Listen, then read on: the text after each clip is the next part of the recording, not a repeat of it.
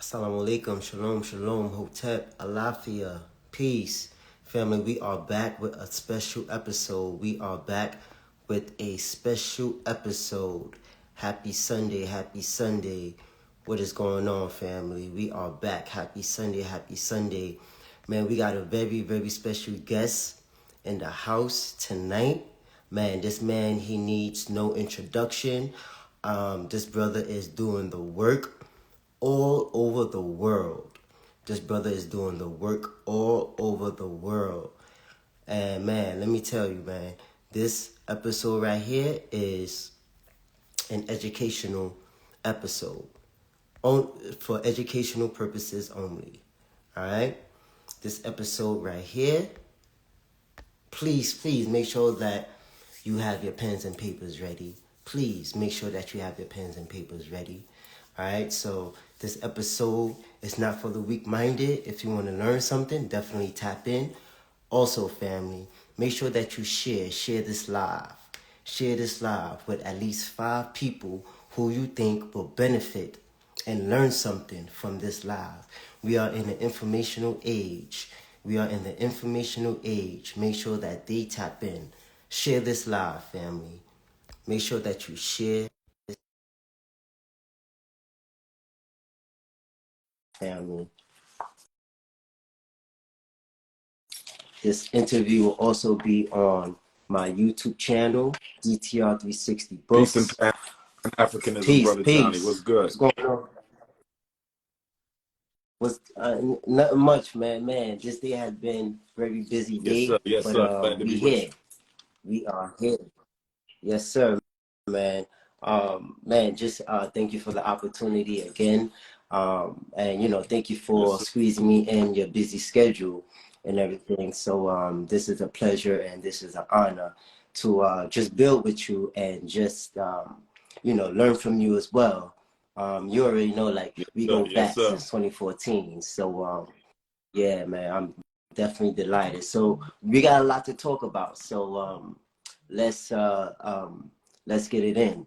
All right. So tell the people where you from, and tell the people what your upbringing was like. Umar Johnson, proud of North Central Philadelphia, from the same neighborhood as Bill Cosby. Doctor of Clinical Psychology, Certified School Psychologist, Certified School Principal, author of the book, Psychoacademic Holocaust, the Special Education and ADHD Wars Against Black Boys, as well as Black Parent Advocate, The Art of War for Dealing with America's Public and Charter Schools. And currently we are putting on the finishing touches of the completion of the first of our 2 schools that comprise the Frederick Douglass and Marcus Garvey Academy down in Wilmington, Delaware. So if all goes well, we look forward to finally receiving our certificate of occupancy from the License and Inspections Office of the City of Wilmington. And hopefully there will be a grand opening sometime next year. We're hoping for the last Saturday in February, but we won't know that particular date until we get our approval. So just a few more things with the plumbing, a few more things with the HVAC. The electric has already been approved and finished. So we are on our victory lap right now. All praises be to the Most High. Indeed, man. And I remember the trailer, the first video that you put out requesting for donations for FDMG Academy. That was back in 2018. Well, the very first video we ever did, that was 2014. The very trying first. to purchase the St. Paul's College HBCU in Lawrenceville, Virginia, that was put up for sale for $2 million by the auction company Motley's in Richmond, Virginia, on behalf of the president and the board of trustees, I guess it was, at St. Paul's. So that's the school I wanted. That's the school I still wish I could have had. It was a college campus, HBCU, built by our ancestors. Father Russell, a close friend of the good Dr. Booker T. Washington, Dr. George Washington Carver actually visited St. Paul's College. And when I went there, I fell in love with it, man. You had about, 12 buildings, big giant cafeteria, large gymnasium, all the dorms, auditorium, land for farming. I still cry when I think about what we could have done with St. Paul's, but we did the best that we could. Right. But, unfortunately, right from the beginning, Negroes tried to sabotage the FDMG project. They were contacting the auction company, telling them not to deal with me. They were making phone calls. They were writing letters. And right from the very beginning, now that I think back, right from the beginning, brother, our own people tried to stop us from getting that college. Man, I remember that. I want to go into, why our people hate on us so much. But before that, man, why FDMG took so long? Like since 2014, we're in 2022, heading into 2023 now. You bought 2 buildings in Wilmington, Delaware. Why the Well, process is taking so long? to be honest with you, I would question those who would say it took so long from the perspective that institutions take time. Black people do not have a history of building independent institutions. There are very few institutions in our community that we built, that we own, that was not subsidized by the government, was not subsidized by a white bank loan, was not subsidized by white philanthropists. I'm an educator, and I know charter schools that took almost as long as our school took, and they were getting money from the feds. So, when people say it took too long, I would just say that those are individuals who don't have any knowledge whatsoever about what it means to build commercial institutions. We're not building a home, we're building a school, and we're doing it exclusively with Black money. And we tried to do the renovations exclusively with Black talent, but obviously after 3.5 years, that didn't work out. So we contracted with white contractors to finish the renovations, and the white contractors got us to the finish line in 90 days, where Black contractors couldn't do it in 3.5 years.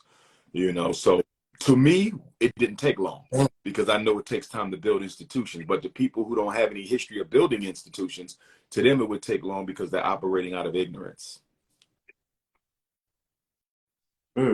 Man, so let's talk a little bit about, man, these Negroes and these backstabbers.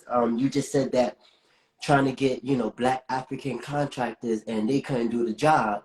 You had to go to Europeans, and they was able to help us, right? Because this is our school. They was able to help us to the finish line, and help us get the schools and maintenance and so on and so forth. When you think about that, what is your thought process like, and why do Negroes and these just backstabbers keep hating on you and hating on Black people and African people in general? If I look back at the Black contractors that we work with, to be honest with you, one of the biggest observations that I made was that although they were being paid large sums of money to do the job, they still, quite frankly, had a problem with the fact that a young Black man was responsible for the operation. It was almost as if, even though they're being paid, it was almost as if we cannot bring ourselves to work for this young Black man. It's almost like normally when we're doing projects like this, it's a white person in charge. Here you are, a young guy from North Philly, pants sagging, you know what I mean? You look just like us, but you were able to get your own people, our people, to give you the money to get this school done. And even though we can make a lot of money helping you, we would much rather see you fail because of our envy and our animosity. I could feel the envy, even from the Black contractors. I could even feel them trying to hustle sometimes. I could sense the lack of sincerity, but because we were limited on options, we just had to use whoever had the legal paperwork to get the job done. But it was such a shame. And the experience has just basically taught me why we need the Frederick Douglass Marcus Garvey Academy. It's really, because our men, we haven't been manly in a long time, and we need to produce those types of men that the Black community needs. Now, as far as the detractors go, I think when I look back at the sabotage that we came up against with the FDMG campaign, I think there were several factors in play.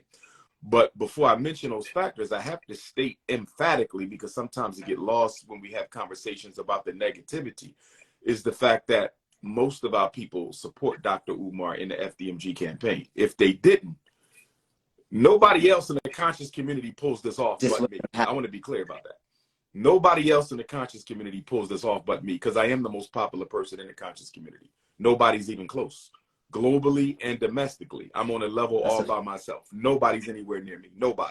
Nobody else pulls this off but me. So I'm saying that to say that the love that I get from my people, you would have to go back to the 1960s to find, you have to go back to Dr. Khalid to find another personality that got the type of love that I got. I mean, you're talking about people who are continuing to donate and support despite the slander campaign, despite a dozen of new, deplorable, grotesquely untruthful YouTube videos being made about me every day, and yet they still stuck with me. When I spoke in Tampa Friday night, 2 nights ago, one of my main supporters is a Queen Mother, an elder, Queen Mother Gloria, out of Florida. She's been one of my most constant donors. You know, I got grandmothers who donate, elders, scholars, engineers, doctors, nurses. I have the most diverse following in the conscious community. My audience is unlike anybody else's audience. You will find everybody from the millionaire to the homeless person, from the doctor to the brother on the corner selling CDs. I have all that and everything in between.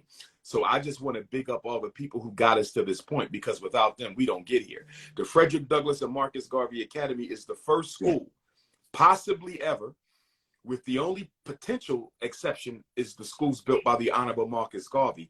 So we are either the first ever or the first since Garvey to renovate and operate and purchase a school with donations from African people from all over the world. There is no other school in the history of this country that has done that. No other school has done that. We're the first. So, you know, when we talk about the detract, I just want to put the positivity out there, you know, because for every hater, there's a million supporters. For every hater, there's a million supporters. I mean, you look at the Breakfast Club. I get more views than people who sold 20 million albums. I get more views than people who've been on a Billboard top 10. Even the entertainers don't understand how this man comes on a hip hop platform and does better than all of us put together. There might be 5 interviews in the history of the Breakfast Club that get the type of hits that I get. And I do it without slander. I do it without conflict. I do it without beef. I don't have to talk about nobody. All I do is drop my intellectual bombs, and the rest is history. Breakfast Club ain't never seen nothing like it before. Hip hop ain't never seen nothing like it before. So with all that being said, the 5 things that I think were most unfortunate about the slander campaign, and this also speaks to your question of why it took quote unquote so long, and I put so long in quotations because for a commercial institution, as I said before, this was not a long time at all. They sabotaged the GoFundMe campaign. I don't know if you remember when we first started, we were first taking donations through PayPal and mail order. And then I started the GoFundMe campaign. And as soon as I started the GoFundMe campaign, which I believe was in 2015, I believe it was in 2015, that's when Negroes started writing and emailing and calling GoFundMe and said I was scamming and that I had no intention of buying the school. I had no intention of opening the school. I had no intention of building a school. And GoFundMe reached out to me. They said, we need proof that you're not spending this money on yourself. I sent them all the bank statements. I gave them the information to the bank manager. I said, you can call and speak with the manager directly. I gave them permission to answer any questions you have, to show you the account. They shut us down anyway. So when we lost the online crowdfunding function that GoFundMe gave us, you know, that really set us back. You know, and so we just kept on pushing with the mail order and everything because it was the checks and money orders that really got us to this point. PayPal is really strong. Cash App is okay, but PayPal is stronger. And one of the misconceptions that I have to dispel about the FDMG campaign right from the gate, and that is that Black America has given more than the Black diaspora. That's not true. I think the Black diaspora has given as much as Black America has given. So when we talk about the FDMG Academy, we are talking about the world's first authentically true Pan-Africanist academy.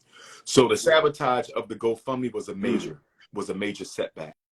Another major setback was the real estate racism. And what I mean by that is many of the schools that we came upon that we could afford, but they would not sell to us or lease to us. There was a school I wanted to lease in Mount Vernon, New York. They wouldn't do it because of who I was. There was a school I wanted to lease right outside of Cleveland, Ohio. They wouldn't lease it to me because of who I was. There was a school I was going to buy in Philadelphia, Detroit. They wouldn't do it. There were schools, Trenton, New Jersey. They wouldn't do it. So, you know, again, going back to the quote unquote too long aspect of the question, real estate racism played a big role in this too, because there were other schools we could have gotten 3, 4, 5 years before we got FDMG Delaware. But with that being said, I'm glad we didn't get them schools, because the schools we have in Wilmington, Delaware are the absolute best I found in my national search. You're talking about 4 buildings, renovated from the ground, 2010, $13 million project, all modern, single floor. You know, we couldn't have asked for anything better. And it's the only deal we got where we got 2 schools out of the deal. No other place we could have gotten that. 2 gyms, 2 schools, 4 buildings. We're the largest independent Black school campus in the country. And the only independent Black school system that operates out of 2 traditional school buildings. Everybody else is using storefronts and basements and churches. We got real school buildings. This is not a front operation. We the real deal. Yes, sir. Yes, sir. So we talking about FDMG Academy. Next year, February 2023, we should see the grand opening of FDMG Academy. Let's talk a little bit about the curriculum and the work that the schoolwork that will be implemented and given out to our scholars. In addition to language, FDMG. science, social studies, and math, our 6 core curriculums will be political and military science, financial and economic science, agricultural and agronomical science, dietary and nutritional science, science of the Black man, woman, child, and family, which is a very important aspect of our program, because we are about making men, and gentlemen at that, and leaders of the community at that. I tell people to underline the word leadership 3 times in our title, because whereas other schools may consider themselves leadership academies, it is the heart and soul of what we do. Black people are at a crossroads because we do not have leadership. We do not have authentic leadership. We have a lot of hustlership that is disguising itself as leadership. And the last of the 6 sciences that we will teach will be spiritual and astrological science. I myself, I am an Ifa devotee. I practice the spiritual system of the Yoruba of Nigeria, and that will be the foundational spiritual system that the children will learn about. Parents who are of other religious persuasions, their children do not have to practice Ifa, but they must learn about Ifa. If you have a problem with your child learning about traditional African spirituality, then you should find another school for them. No boy, no young man, no Pan-Africanist will be exempt from any aspect of the curriculum. They will get all of the curriculum, or they will get none of the curriculum. And the irony about that, Brother Johnny, is I got a phone call from one of my supporters, and he asked me about the spiritual component. And he said, you know, he's a Christian. Okay. And he said, you know, he's raising his children to be Christian. And he said that I love Dr. Umar. I support to the school. I want my son to go, but I cannot allow him as a Christian, as a God-fearing Christian. I cannot allow my son to be educated about ancestors and traditional African spirituality. And he asked me, could he exempt his son from the spiritual aspect of FDMG's curriculum? And I told him, absolutely not. Your son will have to get all aspects of the curriculum if he is to get any aspect. It's all or none. And he said his son wouldn't come, and I wished him well. And the problem I have with that thinking, that logic from some Black parents who put religion above race. Here we go again, putting our religion, no religion has ever saved Black people. There's not a religion on earth that has ever saved Black people. Not Hebrews, not Muslims, not Christians. Ain't no religion ever saved Black folks. But yet and still, we will still put our religious scruples above the best interests of our people. It's like sometimes when I do lectures or seminars or Black parent boot camps, I'll have parents say things like, I have to go to church that day. I can't come and learn how to save my child because I got to go pray to Jesus. And I'm sitting there saying to myself, nothing you're going to get in the church is going to show you how to save your child. But you would still put your child on the back burner to go and worship at a place that ain't solving none of your problems in the real world. But to get back to the point, I find it ironic and interesting that Black parents would not send their child to a school specifically designed for their success. But you will send them to public school where they are being homosexualized, transgenderized, taught to hate themselves, taught to worship white people. Look at what they teach Black children in public school. You don't have a problem with them learning about homosexuality. You don't have a problem with them being transgenderized, but you have a problem with them learning about traditional African spirituality. My God. Damn. Damn. Man, I see it a lot. I see it a lot because I'm also a teacher. I work in a charter school here in Newark, New Jersey, and I see that our children cannot read. I teach first graders, by the way, elementary, and our children cannot read. Our children cannot count. And you know, me as an African man inside of the classroom is just half of the job, right? Just being there is half of the job because 9 times out of 10, they don't even have a positive African man figure inside the household. So at least I am in the classroom, and I go above and beyond. I even tutor after school to some of my scholars because they need it. They need it. Talk about education and why reading in particularly is important because now, yes, we have information. A lot of us are into the financial literacy, quote unquote, movement or what have you. We, you know, want to get into stocks. We want to get into bonds. We want to get to acquisitions and mergers and so forth. Within all of that, we still have to read. Not only read, though, we must comprehend, right? So my thing is, yes, reading is important, but also comprehension is even better. So talk about why reading is important, particularly though for Well, the it's children. interesting when you bring up the issue of reading because right now our people are out committing their contribution to the economic holocaust of the Black community. Christmas shopping is the economic holocaust, right? And we got 2 more weeks until Christmas. Actually, this Sunday, I believe, might be Christmas. So we're in the final push right now. Right. A few more days of Christmas shopping. Black people are out there hemorrhaging millions of dollars, buying stuff from whites, Arabs, East Indians, Latinos, European Jews, and everyone else. And here's the issue. Not only are we wasting billions of dollars when we don't have any infrastructure, most of these parents will not be buying a single book for their child. Let me say that one more time. Exactly. Billions of dollars in Christmas gifts. And most of these Black parents will not have purchased a single book for their child. There will be no dictionaries under that tree, no books, no notebooks, no pencils, no thesaurus. You understand? No etymology texts, okay? No encyclopedia. The stuff that Black children need in order to achieve, their parents are not even thinking about it.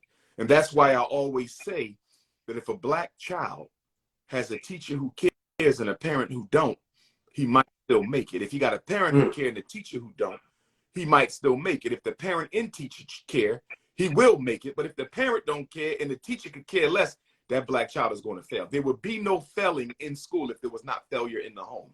And the fact that we as a Black community preach material acquisition and conspicuous consumption.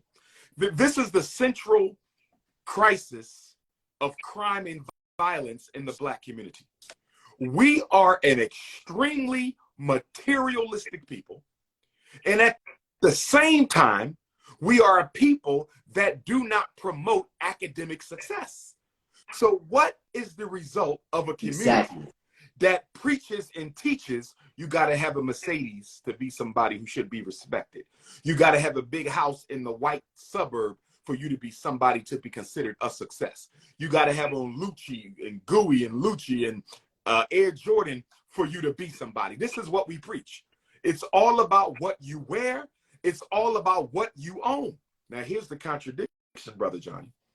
If the Black community values expensive European-made material goods, but we do not teach a diet of academic excellence. We are not birthing readers. We are not birthing leaders. We are not birthing scientists. We're not even birthing kids who are graduating from school. Black boys have a 25% graduation rate in America. If I got to have these things to be considered a success, but I'm not being taught the skills that will put me in a position to go to college or start my own business so I can acquire these things that my own people tell me I need, that automatically means what? I have to become a criminal. If I gotta have a Mercedes and my parents are not educating me so I can earn that Mercedes legally, if I gotta have Gucci and Louis Vuitton, if I gotta have the Nikes, but my parents in my community are not promoting academic achievement and academic excellence, how am I going to get the Benz? How am I going to get the Gucci and Louis? I'm going to have to go to the streets and break the law.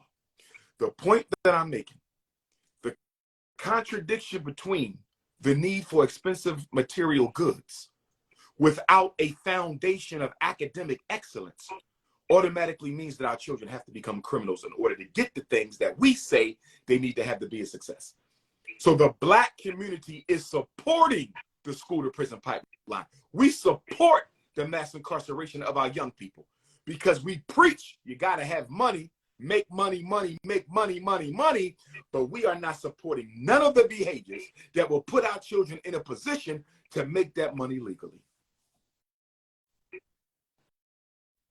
Man, you hit the nail right on the head. It's crazy. We talked a little bit about Christmas. Christmas is next week, next Sunday.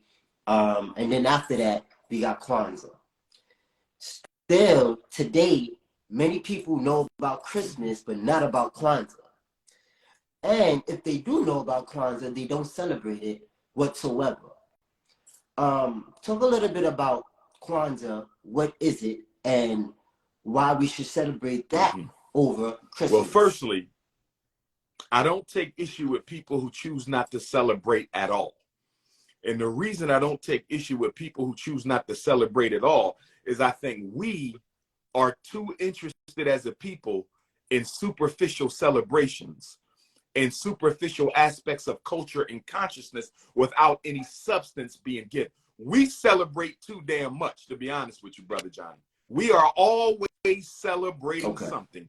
We're celebrating Juneteenth. We're celebrating Kwanzaa. We're celebrating this. We're celebrating that. But where is the substance that's supposed to follow the celebration? The celebration is the promotion of acts of substance. But in the Black community, when we're not about building or changing or creating nothing, the celebration becomes an end unto itself. With that being said, the reason why you don't see more Black folks celebrating African holidays, and I'm not going to limit that to Kwanzaa because there's some people who have personal issues with the founder of Kwanzaa, Dr. Malana Karinga, in his history. So I'm just going to say African holidays in general because there's plenty of African holidays we could export from the continent to Black America and celebrate. I think the reason why is most of us are interested in being European. We're not interested in being African. Let's be very clear. Most Black people in America are trying to fight their way into participation in the white reality. They're not trying to create their own. There is no greater poor assumption made about Black folks than the belief that we want to be free. Of the 50 million of us in this country, I might give you 5. I might give you 5 million who genuinely want to be free. Most Negroes in America do not want freedom. They want acceptance. This is why we can spend billions of dollars on Christmas, but we ain't got no schools. Billions of dollars on New Year's party, but we ain't got no banks. Most of your so-called Black banks have a 51% minority ownership, Brother Johnny. That ain't no Black bank in my definition. A Black bank, in my definition, is 100% of the shares are owned by Black folks. How are you going to bring me a bank with 51% Black ownership and tell me that's a Black bank? So let me give you an example, Brother Johnny. You got 10% of the Black bank. I got 10% of the Black bank. We got 3 other Africans. They got 10% each of the Black bank. That's 50%. We get one more African, a 6th investor. They got 1%. 5 of us got 10%, and the 6th investor who's Black has 1%. That's 51%, right? But there's one white man who owns the other 49%. One white man alone is 49% ownership of the shares of that bank. Who would you say really owns the bank? That one man. We got 10s. He got 49. So what they're doing with the so-called black bank is you got white people masquerading white banks as black banks so they can get that black dollar so that they can hustle it, which is why for me, black ownership means just that. All black ownership. Just like I come across brothers and sisters, they in business with the Mexicans, they in business with the Jews, they in business with the Arabs, they in business with the Native Americans. No shame, no blame. But that is not a black bank. From a Marcus Garvey perspective, from a Pan-Africanist perspective, from a revolutionary nationalist perspective, we cannot call it black unless it is totally black from the top down. But back to my point, we're out here hemorrhaging billions of dollars for the holiday season, and we ain't got no community infrastructure. What do you say about a people who have the ability to create their own and will not do it? Are they after freedom? Johnny, they're not after freedom. They are after acceptance. They want to be accepted by white people. That's why we vote, Johnny. We don't vote to be given an opportunity to do for ourselves. We don't vote to be given an opportunity to build another Black Wall Street. Negroes vote because they're hoping that through this vote, we will be accepted by white folks. Why was Barack Obama the cultural sensation that he was? This man homosexualized our kids, transgenderized the schools, stripped all our civil rights away and gave it to every other so-called minority group in the country, and we still consider him a hero because in his example, in Barack Obama's example, we foresaw a false opportunity of finally being accepted by white people. Black people don't want to be free. We want to be accepted. 157 years after the 13th Amendment, and we are still seeking participation instead of domination. Right, right. So how can we get African people in America to participate in their way to number freedom? one, And we have to make sure we are under no illusion that every African wants to be free. We have to make sure we're not under any illusion that Black people are actually interested in sacrifices for liberation. You understand? Again, let's go back to FDMG, right? 2014. It's almost 2023. Okay, so April of 14 to April of 23 is 9 years. Okay, I don't think that's a coincidence either, because 9 is the number of the ancestors. And I was told in a divination several years ago that the success of the school would be dependent on the approval of the ancestors. So I don't think it's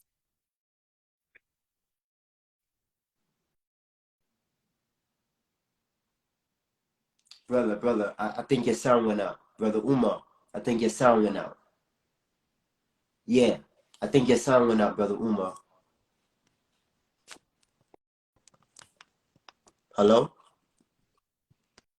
okay. Yes. Okay. Yes, sir, I can hear you now. Let me see, son. I'm going to see if I can do that.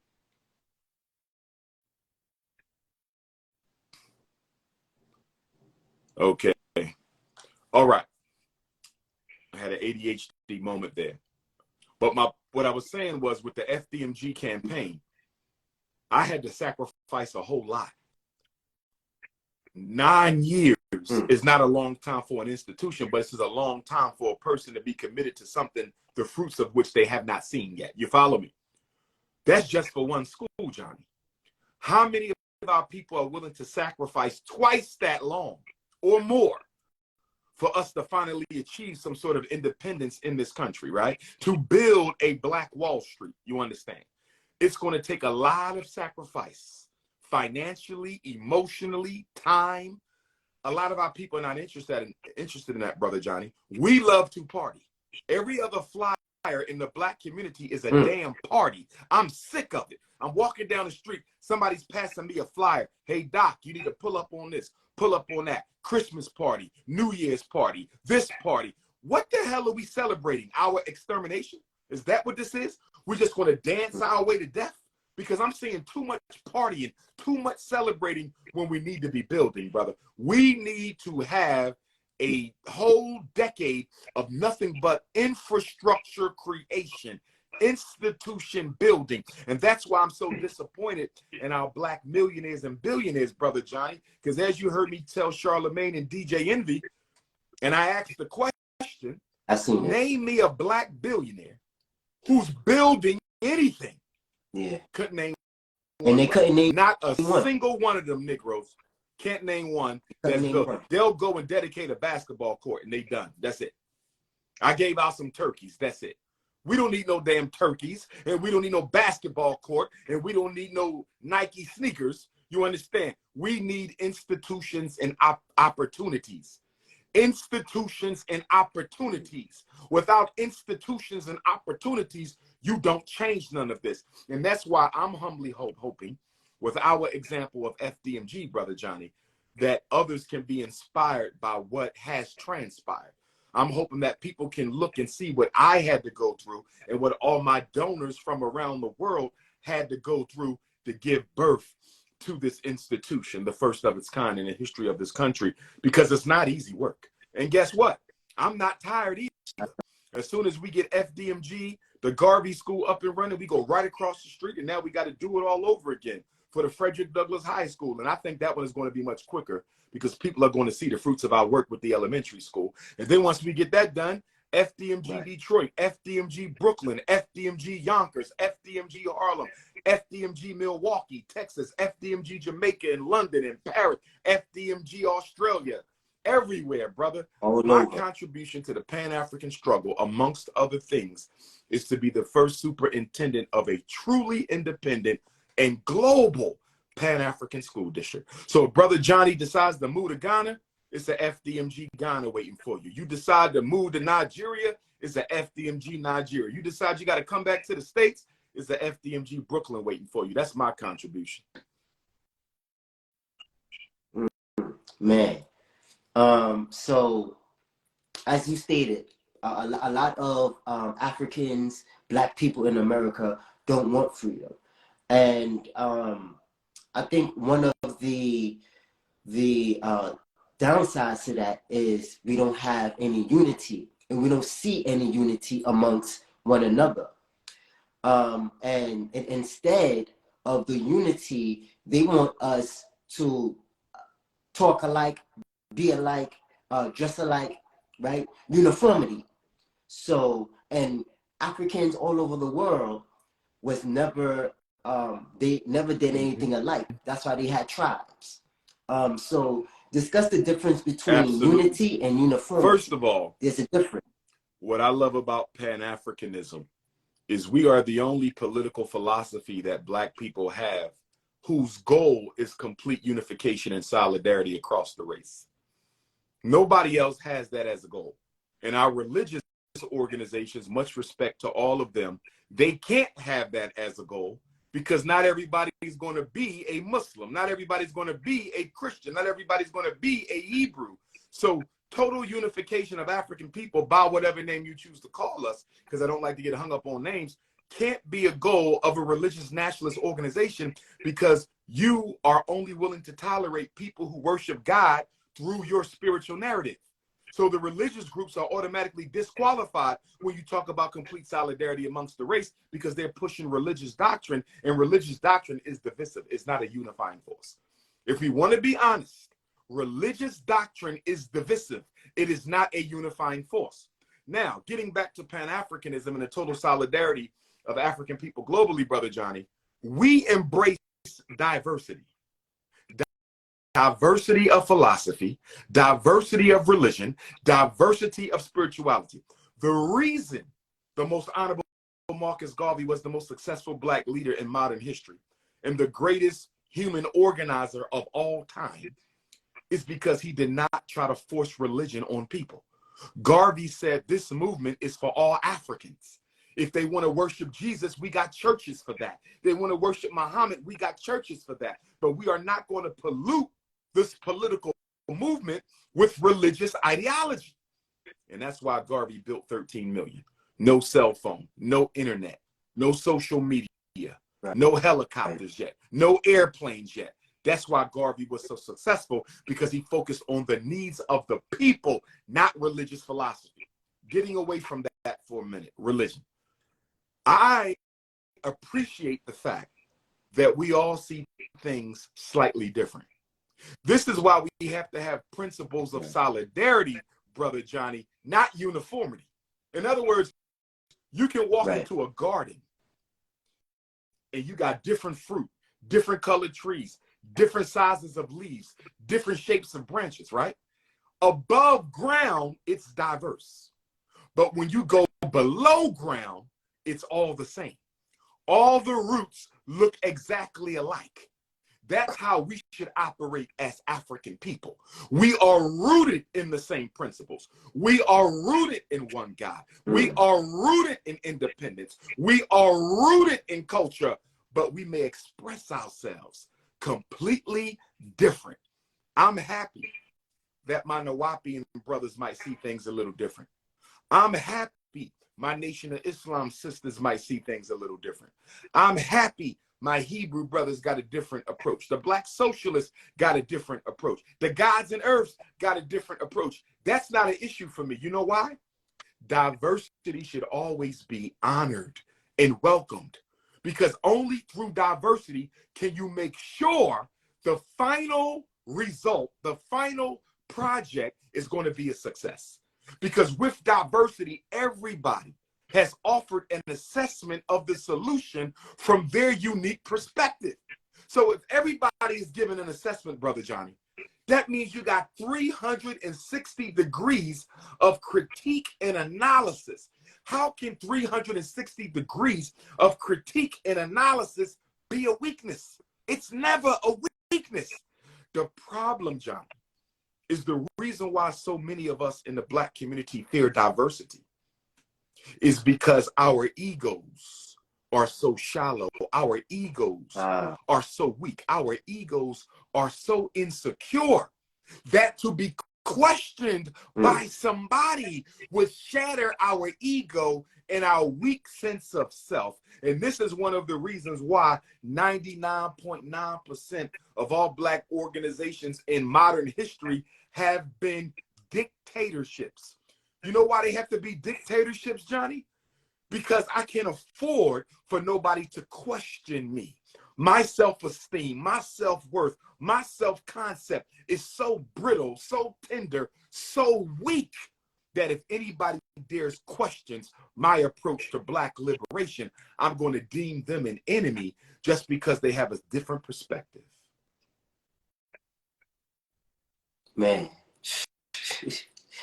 And to me, that's a low vibrational mindset, right? That's a childish mindset, because you don't agree with me and I don't agree with you. You're now my enemy. Difference of opinion makes you my enemy. Right? That is absolutely insane and ridiculous.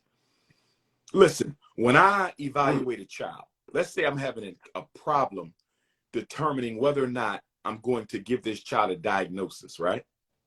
I might speak to my colleagues. I might speak to 3 or 4 other psychologists. What do you think? They might all give me a different perspective, Brother Johnny. And guess what? I might not agree with none of them, but I still benefit from their input, because in what they shared with me, even though I disagree, has shed light on this evaluation. And even if I totally disagree with the other psychologist's opinion, their input helped shine some light on certain aspects of the evaluation that I have not yet thought about. The point that I'm trying to make, Brother Johnny, even if I disagree, if I sit down with a Moorish brother, right, we never going to agree on solution, obviously, okay, because I'm not interested in intellectually masturbating white people's vernacular. You understand? And they're not interested in any solution that involves Africa, right? So we're never going to agree on that. But guess what? In my dialogue with my Moorish brothers, they may say something, even in disagreement, that sheds light on an aspect of the problem I've been wrestling with that can help me achieve a solution. If I'm talking with a nation brother, a God of Earth, a Nawapian, a Black socialist, even a regular everyday Bible-toting Muslim or regular everyday Quran-toting multicultural Muslim, in that conversation, conversation, in that intellectual discourse, they can still offer something that turns a light on in my head. So I don't care how you cut the cake, Brother Johnny. I don't care if you cut the cake top to bottom or side to side. The more input you have, even when the opinions do not mirror one another, at the end of the day, it's still ultimately going to benefit us more than an army of one or two.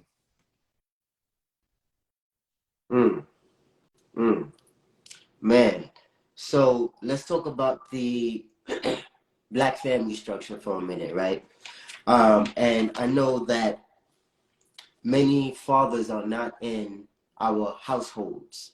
How important is fatherhood, one, and two, how important is fathers being inside of our households? You have to have the masculine principle represented, and you got to have the feminine principle represented in order for children to be sufficiently raised in a manner that will produce a healthy, functioning African child. Whenever the masculine or the feminine principle is missing, and both of them are equally important, the father is not more important than the mother is not more important than the father. You need both, and you need both equally. So with that being said, when you upset the natural gender balance of the home, there will be consequences in those children. And the reason why so many of us think it's okay for single parented homes to raise children, first of all, we're not talking about single parents. We support our single parents because most of our kids are raised by single parents. But you do have people who don't see single parenting as an issue. You understand? So we're not talking about single parents. We're talking about people in our community who in their thinking don't see anything wrong with a single parent raising a child. And that is because, Brother Johnny, in matters of psychological development, you often do not see the side effects of early damage done until the child becomes an adult. You understand? So you look at Jeffrey Dahmer and his situation, right? He was the subject of a dysfunctional home. Now, he's an extreme example, but he's an example nonetheless. That dysfunctional home contributed to Jeffrey Dahmer being the sadistic murderer and killer that he was. Could his parents see that at 8? Could they see it at 10? No, they could not. But when Jeffrey Dahmer became an adult and became an independently functioning person in the society, that's when the pathology gave birth. So we have to understand when it comes to issues of the mind, Brother Johnny, there is a delayed onset of side effect. A delayed onset of side effect. So if that boy didn't have his father, that girl didn't have a mother, that boy didn't have his mother, that girl didn't have a father, after they become adults, that's when you start to see the delayed onset of the side effects. We have to stop judging what's good and what's best for our children from what we see from them during childhood. You have to wait until they mature into adults to really see the side effects and the dysfunctionality that we put in them as children. That's why I love the African proverb that says it takes a village. It takes a village. This is why Black children are so dysfunctional. Brother Johnny, even without his father being there, even without her mother being there, these children would still grow up to be healthy if we embraced a village concept. We do not raise our children as a village. We raise them as individuals. If we raised our children as a village, Brother Johnny, I not only benefit from my father's wisdom, I benefit from your father's wisdom. I benefit from your grandfather's wisdom. See, in traditional African society, one Black boy benefited from the wisdom of 1,000 Black men. One Black girl benefited from the wisdom of 1,000 Black women. You can't go wrong. There will be no suicide. There will be no depression. There will be no alcoholism. There will be no chemical addictions. There will be no low self-esteem where you got 1,000 mothers raising every girl, 1,000 fathers raising every boy. That's what we should be doing in Black America. But we have been hypnotized by the Europeans' conceptualization of individual success. And the Europeans' conceptualization of individual success is handicapping Black people from achieving our God-given destinies. Bring back the village. Hashtag bring back the village. Hashtag bring back the village. And one thing too, Brother Johnny, quickly, because I know you wanted to speak there. When we finish with FDMG, once it's open, we're bringing back the village. I'm giving every African in the world the opportunity to be a part of a village. Be a part of the FDMG village. Come be a part of Team Pan-African, where we're going to do things as a village. We're going to order our food as a village. We're going to raise our children as a village. We're going to look after our pregnant mothers as a village. We're going to look after our elders as a village. So one of the first projects we have with FDMG, and of course this is separate from the school component, is we got to bring back the village, man. Indeed, man. And you know what? Yes, hashtag yes, bring sir. back the Hashtag village, bring back family. the village. Hashtag That's the solution, bro. The village. But you know what the problem Man. is with bring back the village? I want to go back to the Negro's ego for a minute. I want to go back to the Negro's ego for a minute. One of the problems you're going to have with bringing back the village is when you bring back the village, Brother Johnny, you make everybody an equal again. And some of these Negroes in the conscious community, some of these Negroes in the mainstream bourgeois community, they're so used to being on a pedestal. They're so used to self-promotion. They're so used to being viewed as somebody special, they cannot be a part of the village. They are too Europeanized to be part of a village when we bring back the village. And you know why? One of the reasons why they won't be able to participate and feel some type of way about bringing back the village is because of unity. Of course. It's because of unity. They do not see themselves as their brothers. For the sisters, they do not see themselves as another sister, right? Because also in African tradition and philosophy, we are all one. If I'm doing bad, you're doing bad. If I'm doing good, there's no way you can be doing bad. If I'm doing good, you're doing good, right? Ubuntu, there's the African word Ubuntu. I am because we are, right? So again, there's that community philosophy in Africa. Absolutely. So that's it. And we don't have it. Africans in America, we don't have that unification. We don't have that wholesomeness. We don't have that togetherness with one another. Where's the love? I want to say something about that love. I want to say something about that love. And let me say this before I say something about that love. I know you got people watching our conversation from all over the world, but for the brothers and sisters in New York City. But let me start with Washington, D.C. I have 2 Kwanzaa stops that I'm going to make. One Kwanzaa stop will be in Washington, D.C. on Thursday, December the 29th at 6. I want all my DMV Africans to be there, Maryland, Virginia, and D.C. I will be at the Thurgood Marshall Center, 1816 12th Street Northwest, the Thurgood Marshall Center, 1816 12th Street Northwest. I will be there on Thursday, December the 29th from 5 until 10. I have a few vendor spots available. The lecture is free. You do not have to pay. First come, first serve, Washington, D.C. If you want to be a vendor, I got a few tables left. That's Thursday the 29th, free Kwanzaa lecture, Thurgood Marshall Center, D.C. The very next day, Friday, December the 30th, I'm in the Boogie Down Bronx for only the second time. In fact, you were there vending the first time I was there, Brother Johnny.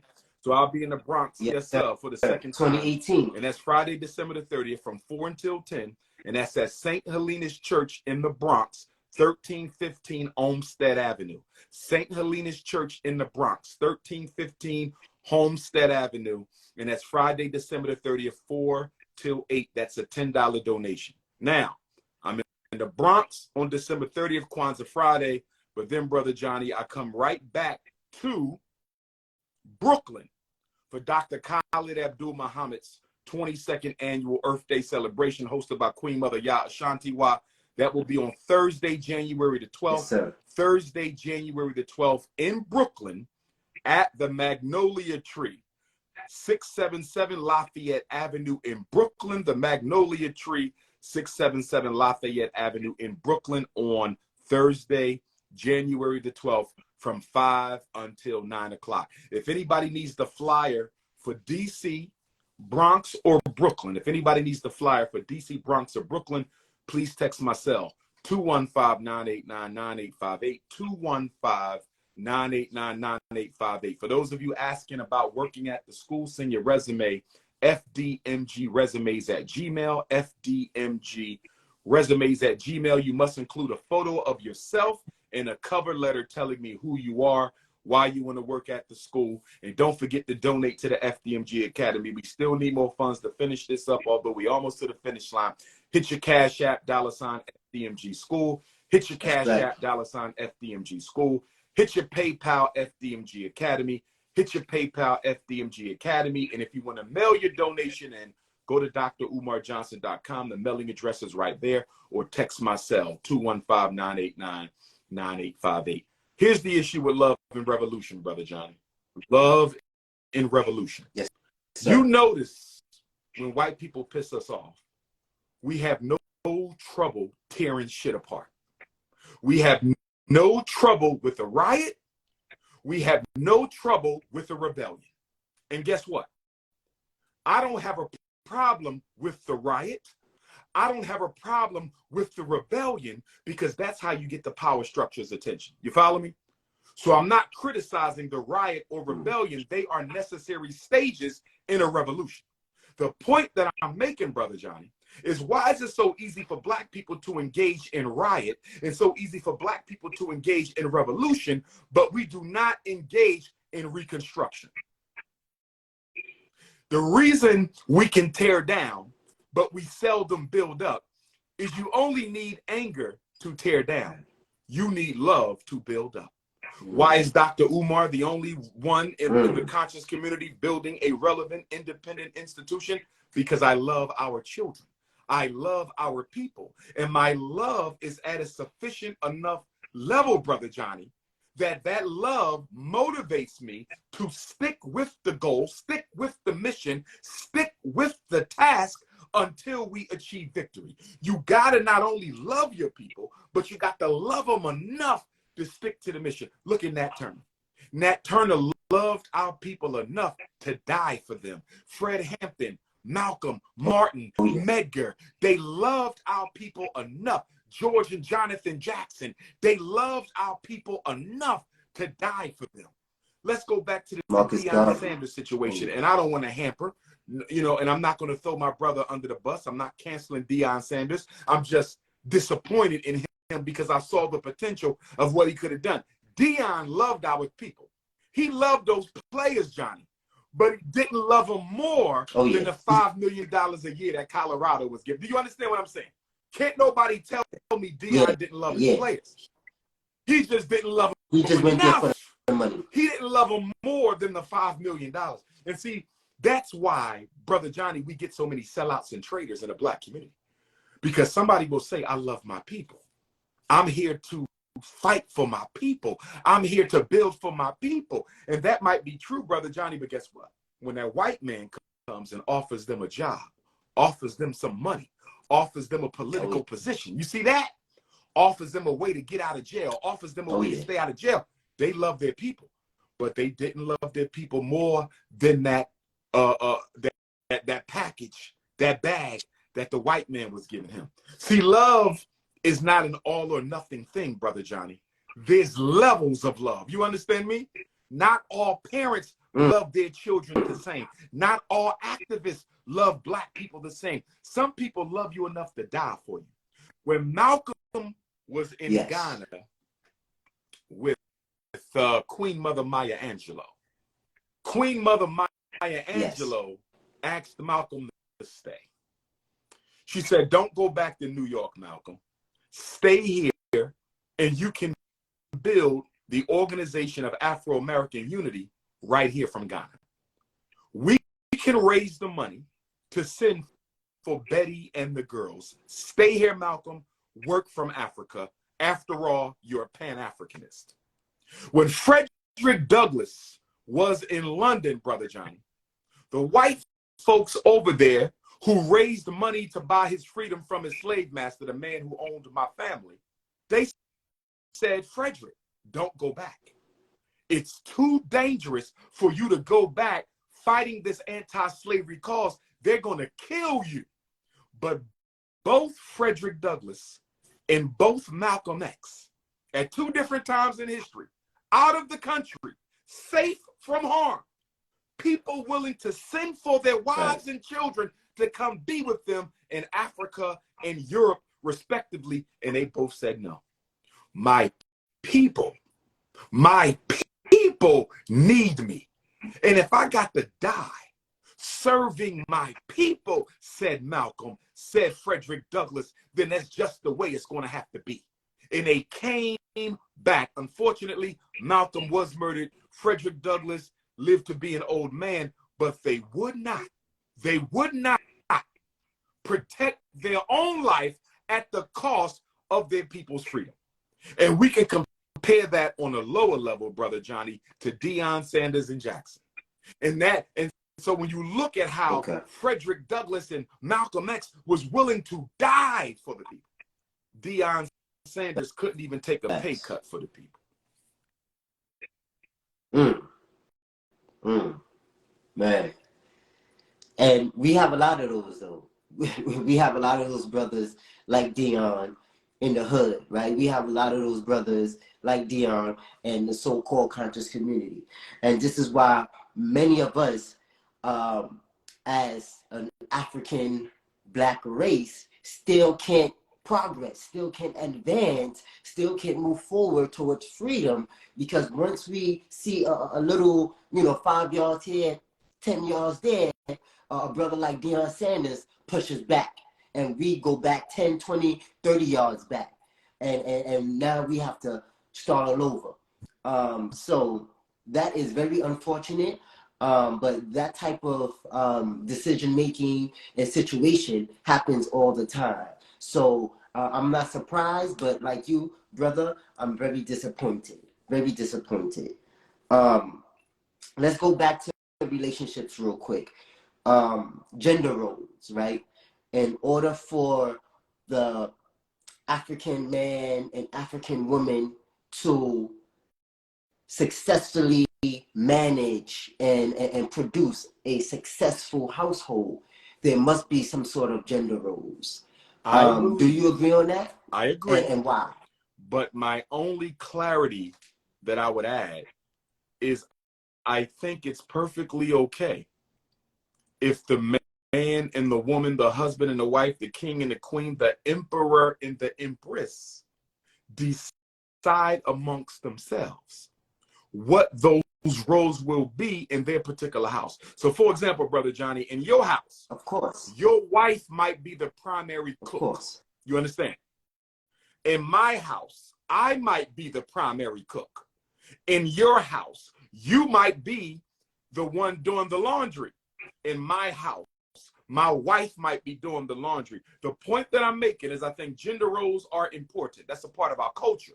But we also need to leave room for there to be some innovation and modification for the man and woman involved in the situation. But what we definitely agree on is we need to be clear on what those roles and expectations are for the king and for the queen. Right, indeed.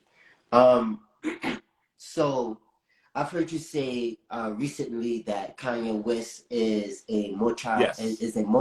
A multiculturalist is an African. What do you mean by that? Only an African. I want to be clear, because I don't think no other group practices multiculturalism. Everybody I see, they're competing for control. Chinese want control of everything. European Jews want control of everything. Anglo-Saxons want control of everything. East Indians want control. Nobody's practicing power sharing but Negroes, you understand? And so a multiculturalist is a Black person who believes that we can all be successful by power sharing with other groups. It's absolutely ridiculous. There's no evidence of it nowhere in human history. You cannot show me power sharing between groups. You can find diplomacy, you can find cooperation, but permanent power sharing as a means to success, that is absolutely asinine. Only Negroes believe in that. Wow. So do you think the Kanye West and Kyrie Irving they were similar in that the European Jewish power structure wanted to shut both of them up from telling the truth? But I think Kanye and Kyrie are two different personalities. I believe Kyrie is a much more sincere and organic brother. Okay, whereas I think that Kanye is he's attention driven. Okay, don't get me wrong. He loves his people, just like Kyrie does. But Kyrie is more sincere, whereas Kanye hasn't made up his mind whether he wants to advocate for blackness or advocate for everybody. Sometimes he sounds like his priority is us, and then other times he sounds like his priority is multiculturalism. You can't talk about black liberation and Donald Trump in the same sentence. You understand that? You cannot do that. So Kanye is full of contradictions. But that's okay, because contradictions are part of the human experience. I'm simply hoping that Kanye can work out those contradictions so I can make a final decision personally as to whether he's somebody I want to support or not. Man. So speaking of collaboration, right? Speaking of unity and so forth, I would have loved to see, and my New York people want to hear about this, of course. I would have loved to see you and Brother Sarnetta, one, squash the beef or the tension, whatever y'all have, and two, build and work together. Do you see the building and working together in the future? I'm going to say this, and this is not particular to Sarnetta. This is generally speaking. I will never work with a hater of mine. There is always room to repair a relationship when there was a disagreement or a misunderstanding. You understand? So Brother Johnny disagrees with Dr. Umar on this. Brother Johnny disagrees with Dr. Umar on that. Brother Johnny and Dr. Umar can sit down and hash out those disagreements and misunderstandings. That's completely different from somebody who has attacked you and tried to slander and scandalize your name. Sarnetta has been guilty of some of those behaviors against me in the past. I hold nothing against the brother. I'll even give him credit because he was the one who recommended that I came to New York City on October the 30th of 2010, which led to me taking over the conscious community right after I came from Chicago. He gave me the idea. It wasn't on my mind. So I can thank him for giving me the idea that you need to come to New York and present, because after October the 30th of 2010, the conscious community would never be the same again. You understand? So I have no problem giving him credit for that. But Sarnetta has said many things about me and many things about the FDMG campaign to the point where I would have to consider him a hater. Now, I don't hold grudges against black people. You understand? So there's no grudge, there's no beef, there's no animosity. He's just not somebody I can trust. And he's not alone. A lot of the brothers in the conscious community, I cannot trust. Now, the ones who I had disagreements with, we can work that out. But the ones who have slandered and scandalized my name, I cannot trust you. And then there's some of them, not Sarnetta, but there's others who I believe are envious and jealous of who I am. And I'll be damned if I work with a Negro who I think will put a knife in my back the minute I turn around. I'm not going to do that. There's too many black people in this world who want to work with me on all 6 continents that I do not have to subject myself to people who are filled with animosity just because they have a YouTube page.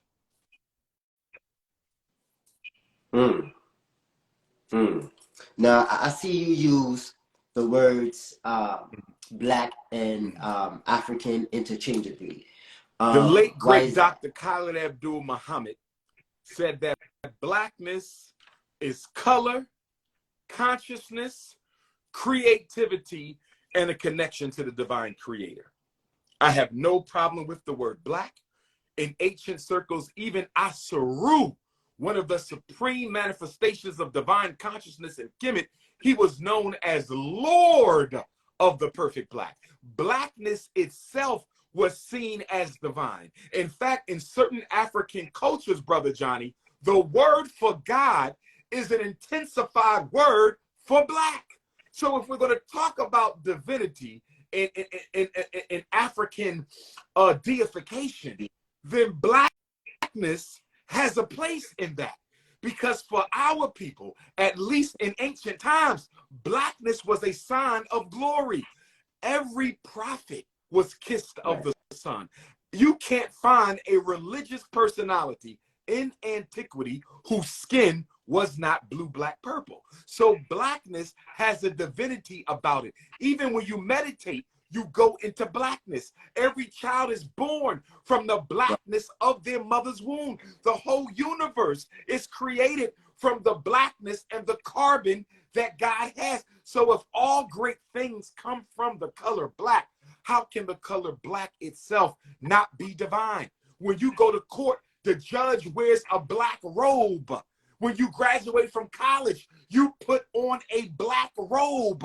Why is blackness deified in some settings and ridiculed in others? I will not separate the word black from the word African. I use them interchangeably. I affirm whichever one Africans choose to use for themselves personally and individually, but I will never stop using the word black because I believe blackness is divine. Black magic. Facts. So now, I do agree with that, right? But what do you say to the folks that say, of course, that we didn't call ourselves black in antiquity, right? We called ourselves Moors. We called ourselves Cushites. We called ourselves other than black, although we knew that those words meant black. However, we did not that's say not true. Black. There are references to African people divining themselves with the color of the land. You understand? Even when you look, yes, even when you look at Kemet, land of the blacks. So black as an adjective or a noun was in use in antiquity. We were very clear about being the burnt-faced people. You understand? So blackness was always there. Here's what I would say. There has never been one name used to describe us as a people. There has never been one name used to describe us as a people. So whether it was Ethiopian, whether it was African, whether it was Alkebulan, whatever word, there were plenty of them. But African was one of them, and it predates Leo Africanus. And we know this wisdom not only from Dr. Ivan van Sertima and other great grandmaster teachers, even European Egyptologists have shown how the word AfriKa is an ancient word, predates the European in Africa, and means birth of man. And according to Dr. Ivan van Sertima, Africa is a modification of AfriKa, which means birth of man. So for me, I use African. For the brothers who want to call themselves Moors, I don't have a problem with it. You know why? We are so great, like the God that created us, that no one word will ever properly describe us. I believe because we are a multifaceted people, we can have multiple names to describe us. So if someone says I'm at the same Ethiopian, time, if someone says I'm African, someone says I'm a Cometian, someone says I'm a Moor, I'm a Nuwapian, I'm a God, I'm good with all of it because I am all of those things and so much more. Just like when we talk about God, and there's no one name for God. Some people are going to say Yahweh, Chukwu, Amin Ra, Amun Ra. You understand? God, Allah, Jehovah, Elohim. You cannot reduce the great mystery of the universe to a single term. So all the names for God are okay with me because none of them properly describes the supreme consciousness of the universe. All the names we use for us are fine with me because none of them can properly define the world's oldest people. One of the things I try not to do is get into intellectual masturbation sessions with brothers from other philosophical camps over words. Don't get me wrong. Words are powerful. Words are important.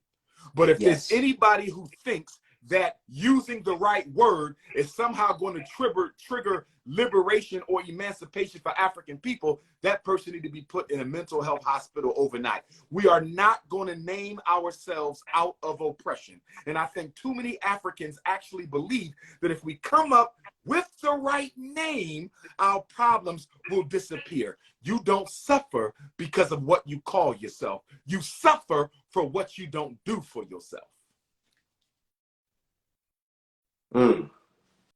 Now, let's talk about the influx of Chinese people migrating over to Africa. One, why is that happening so frequently? And two, do continental Africans see a problem with foreigners coming in to their country, to their land, staying, building military bases, taking over their land? Do they see a problem with that? And why is China doing that in Africa? Let's look at China. It is the most populated continent on Earth. They have a large influx of people who they need to find another place to live because they don't have the space. They are the world's leading manufacturer of cheap goods. They need a place where they can sell those cheap goods. They have people who are unemployed, and they need a place to build manufacturing sector so they can employ some of their own people. And they also need a place where they can hire other people to work for wages less than Chinese people. Africa is the perfect match for an exploitative, racist Chinese communist economy. China is as much a problem to Africa as the white man is. The reason Joe Biden wants to pump $55 billion into Africa is to try to win back their loyalty, because China is gaining steam. African people in Africa are not happy with the Chinese takeover with Africa. But the problem is many of our African leaders are just as disingenuous as many of our African American leaders. They are loyal to themselves, loyal to their clique, and loyal to their bank account. And the problem with Africa that they share in common with the problem with Black America, and I would say that this is a problem of all African communities in the world, we keep on focusing on democracy instead of development of power and wealth.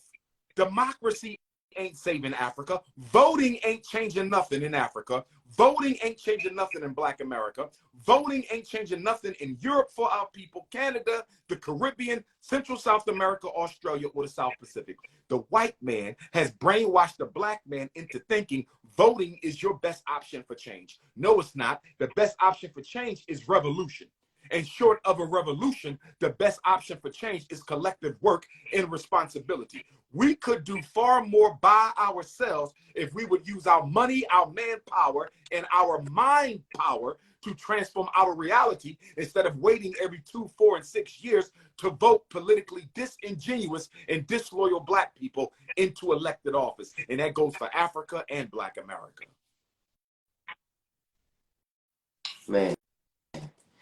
So do you ever see China Here's my getting out of Johnny. Africa? And as I say this, my heart hurts, brother. Patrice Lumumba is a hero of mine. Kwame Nkrumah is a hero of mine. Amilcar Cabral is a hero of mine. Robert Sobukwe is a hero of mine. Dedan Kimathi is a hero of mine. Sekou Touré is a hero of mine. Julius Nyerere is a hero of mine. Chris Ani is a hero of mine. I even throw Nelson and Winnie in there, brother. I look at all the Black people who died to throw the white man out. I look at all the Africans who gave their life to end European colonization of Africa, brother Johnny. And you mean to tell me that after all the lives we lost to get the white man out, we're going to lay down and let the yellow man take his place?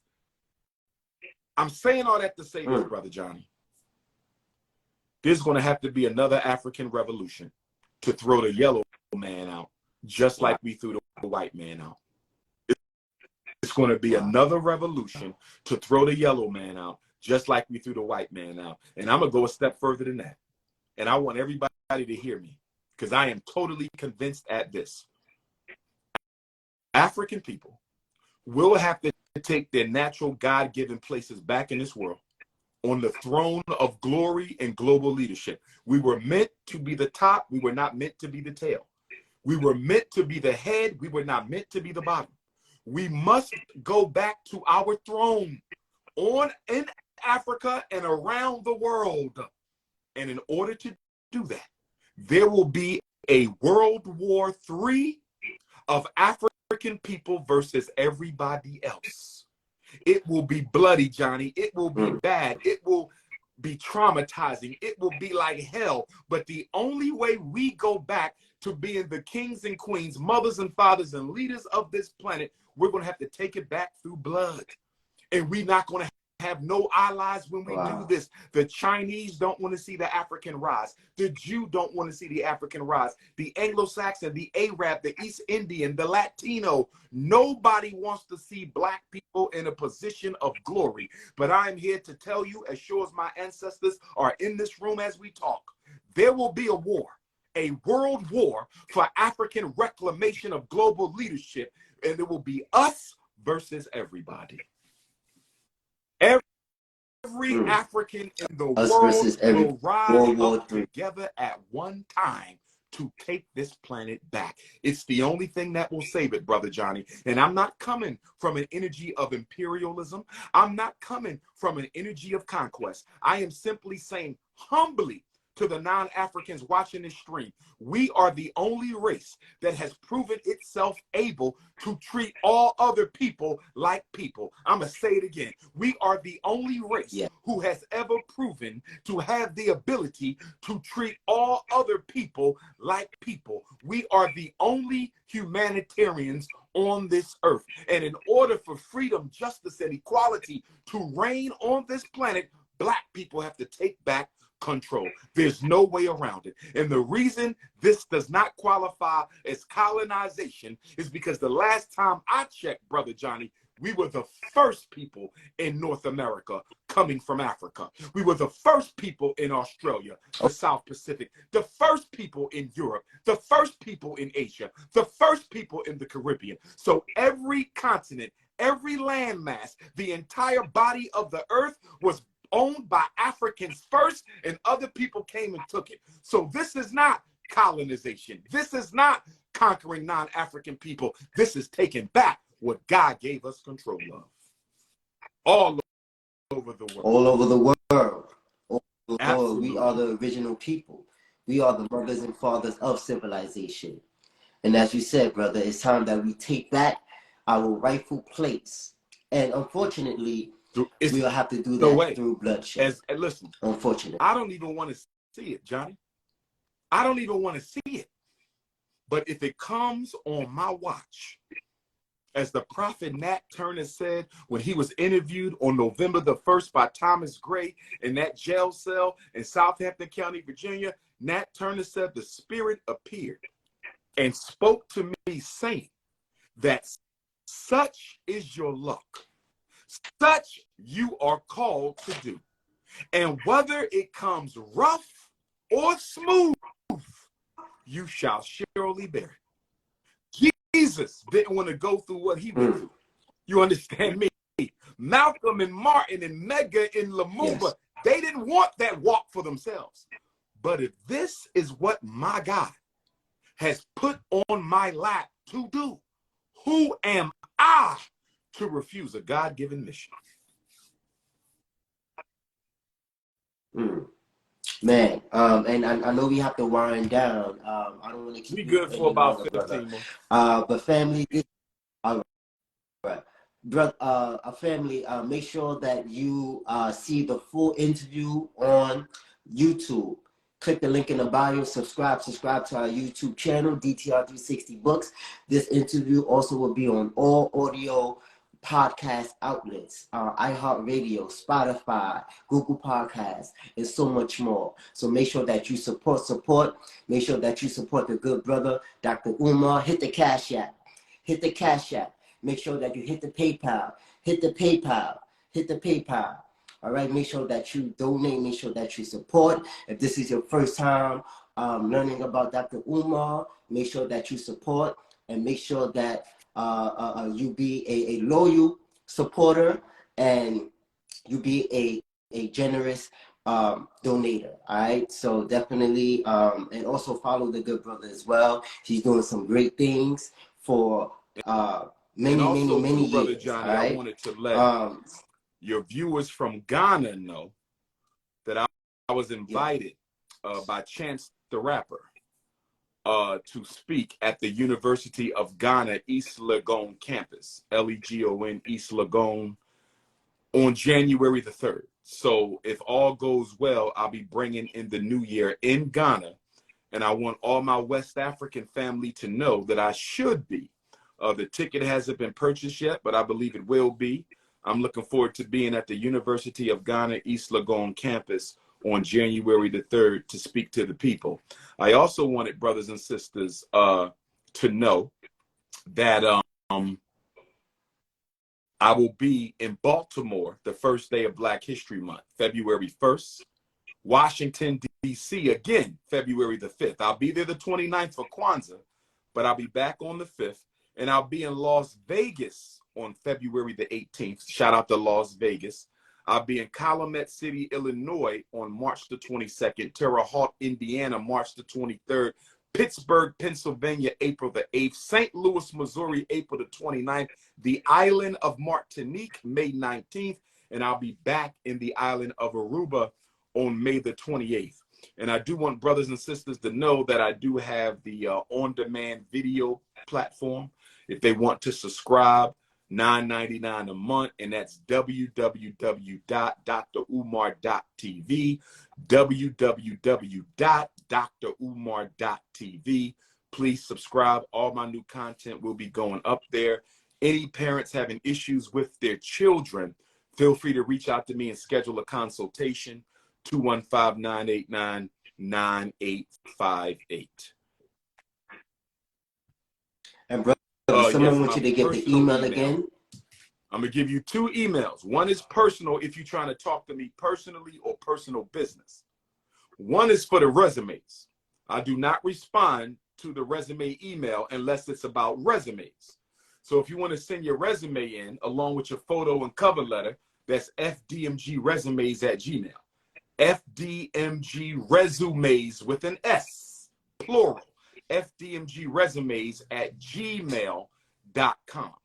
Personal email, if you want to holler at me, DRUMAR Johnson, DRUMAR Johnson @yahoo.com.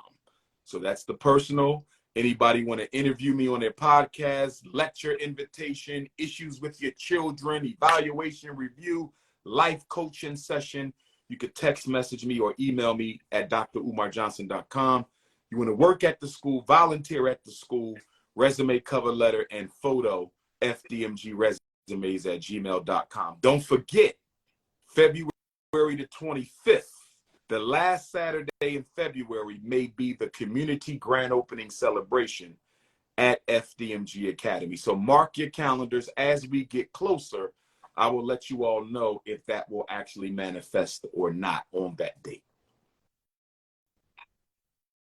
Yes, yes. And you already know DTR 360 books definitely got to be in a building for that. Man, that would be an awesome night.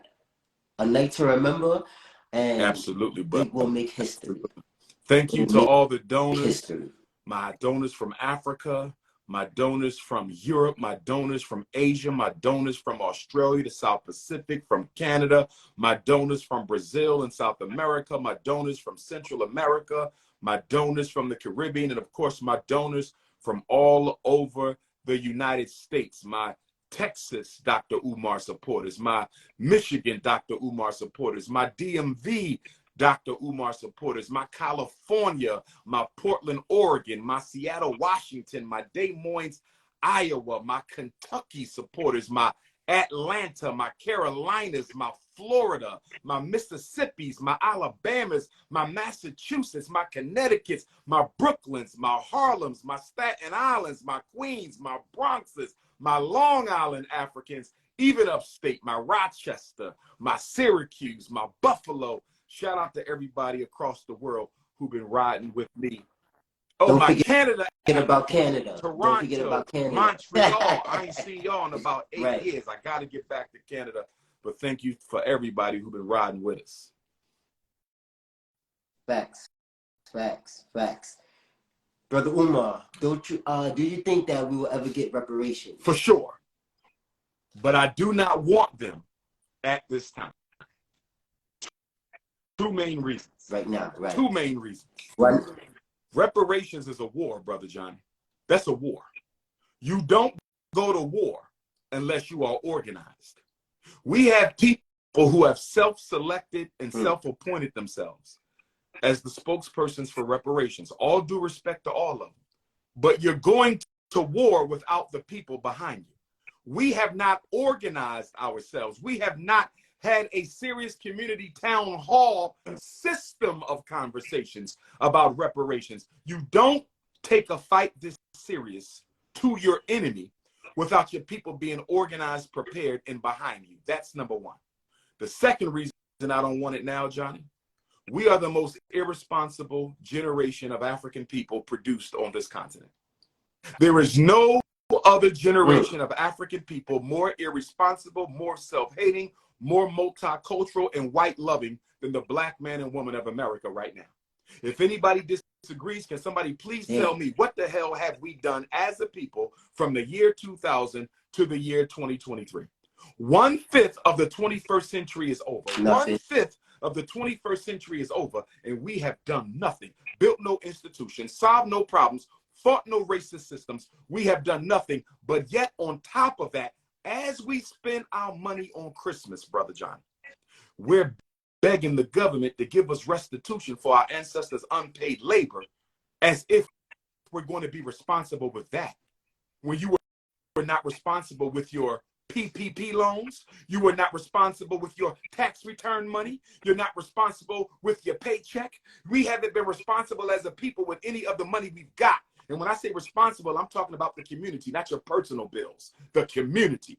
Brother Johnny, do you really think if we accept the cash payout for reparations today and every black person gets their cut, do you really think they're going to hold off on cashing that check until we sit down and decide what we're going to do with that money? Or is every Negro you know going to run out, get a Mercedes, a Benz, some Louis, some Gucci?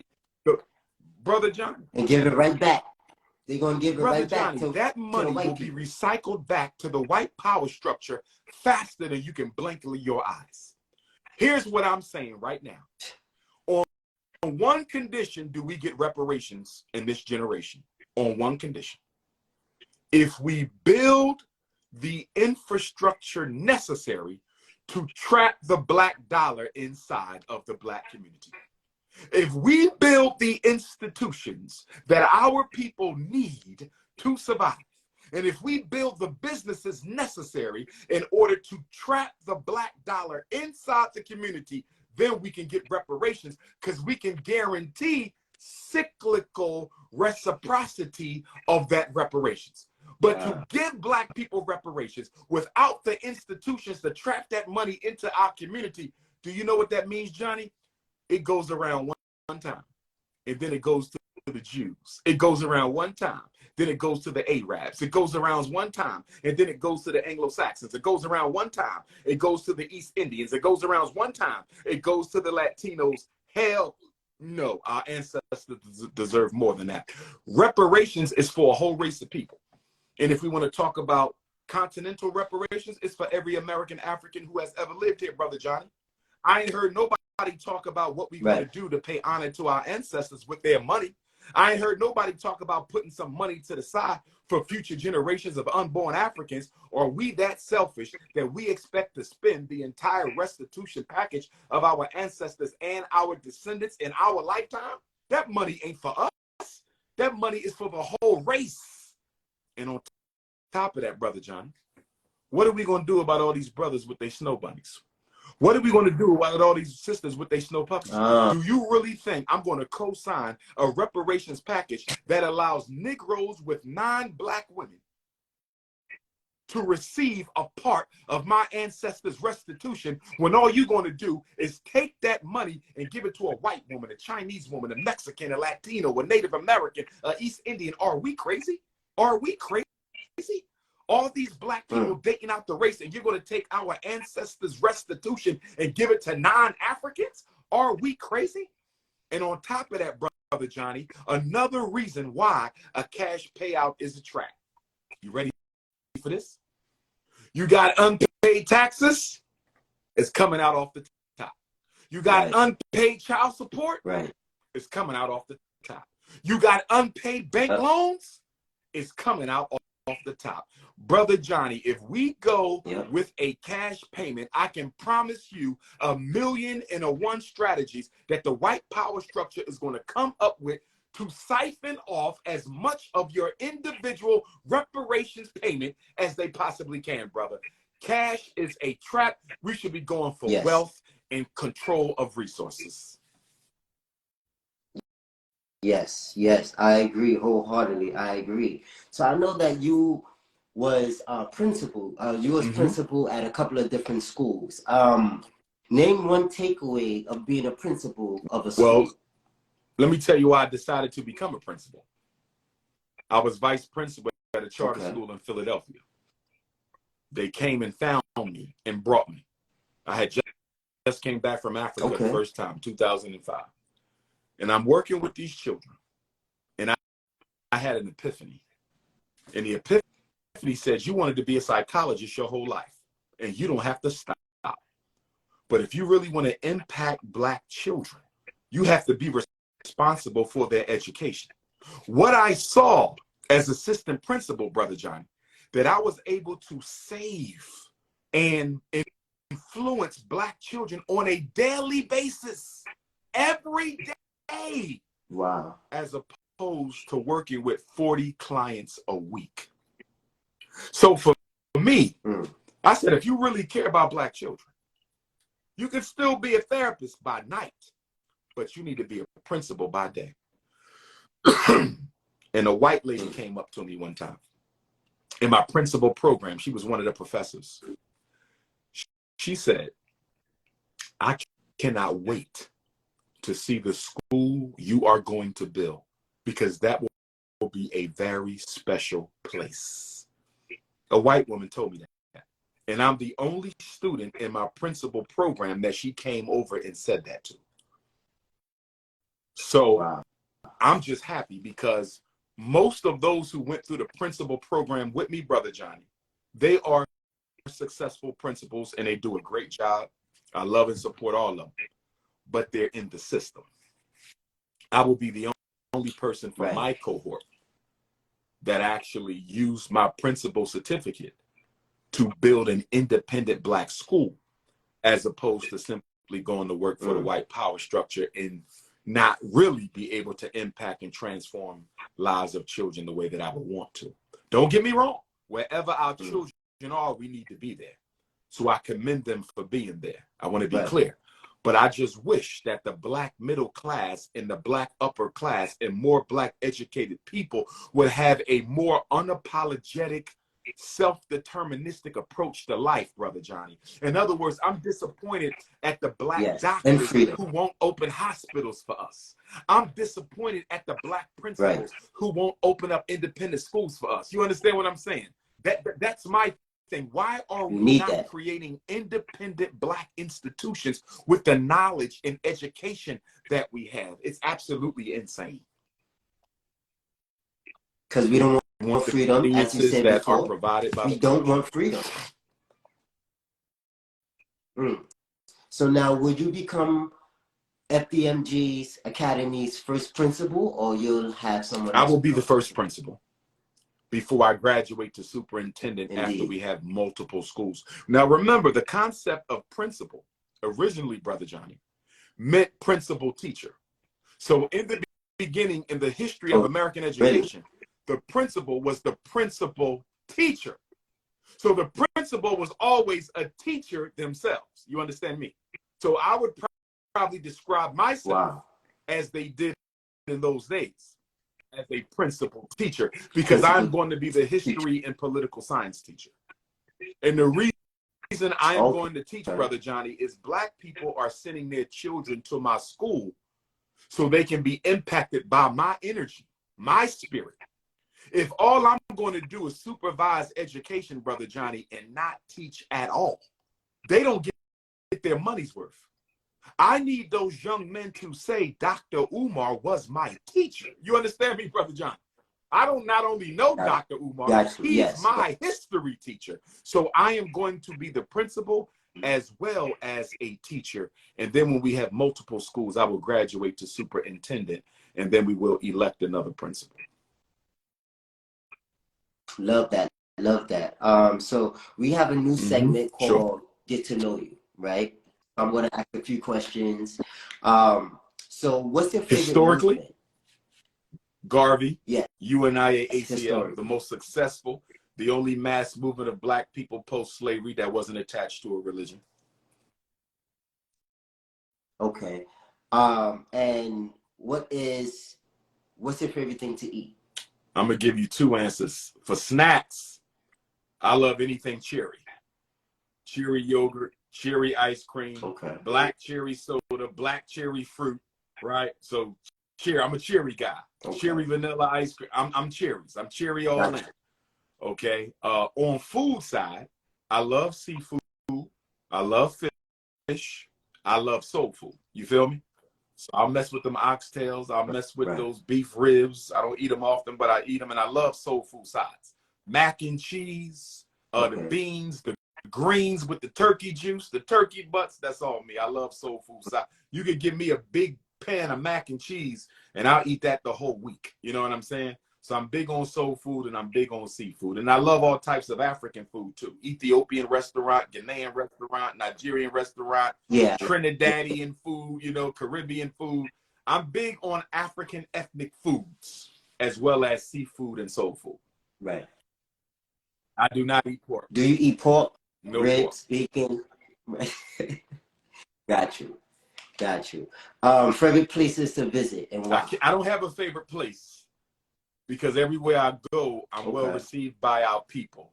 And every place is special to me for different reasons. Now, naturally, the largest cities get most of my attention because most of our people are there, right? So your New York, your LA's, your Houston, your Chicago, you know, your Atlantas, I'm always in those places. But I would not put them above the small places like a Jackson, Mississippi, you know, a Boston, Massachusetts, because I get a special kind of love in the small cities that I may not get in the big cities. You understand? So every place is special to me, you know.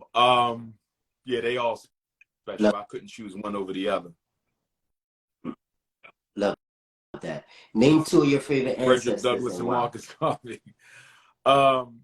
Let me give you two more because everybody know them two, right? Frederick Douglass and Marcus Garvey, because neither one of them pushed religion. They pushed freedom and independence. Although they had different opinions, they were more alike than they were apart. Many Frederick Douglass speeches, I could put Marcus Garvey on it, and you would think that was Garvey words and vice versa.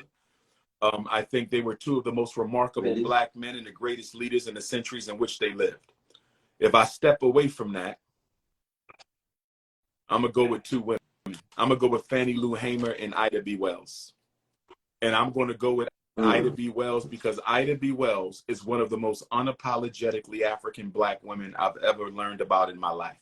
For her to take it upon herself to investigate lynch law in the South before the Civil Rights Bill, right after slavery, with no protections, no security guard, no nothing, and expose the killers by name, gets her office burned down to the ground, keep on going, becomes one of the youngest teachers in the history of Memphis public schools, sues the railroad company for segregation 100 years before Rosa Parks almost, wins, raises her brothers and sisters the whole time she's doing this, become one of the most remarkable journalists and newspaper publishers that our people have ever had, goes on to help found the NAACP, National Association of Negro Women, You know, Ida B. She Wells. did it all. Do you know Ida B. Wells? She did it all. Had Frederick Douglass died sooner, and we're glad he didn't, but had Frederick Douglass died sooner, Ida B. Wells would have been the first Black woman in American history to be considered the undisputed leader of Black America. No other woman has ever had a chance of being considered the preeminent leader of Black people. And the only thing that kept Ida B. Wells from doing it was Frederick Douglass, and she was ranked above W.E.B. Du Bois. This is so now what year you talking about? Like late 1800s? Mm-hmm. 1890s. Okay. 1890s. So because around that time also, well, Booker T. I was going to Washington mention him. I was going to mention him. He was going around, but I said I want to go with the women. Yeah, right. But Booker T was major too, because Booker T was into Pan-Africanism before Garvey. And what a lot of people don't understand, Brother Johnny, Marcus Garvey wasn't coming to America just to meet with Booker. He was also coming to America because of Booker T's Pan-African program.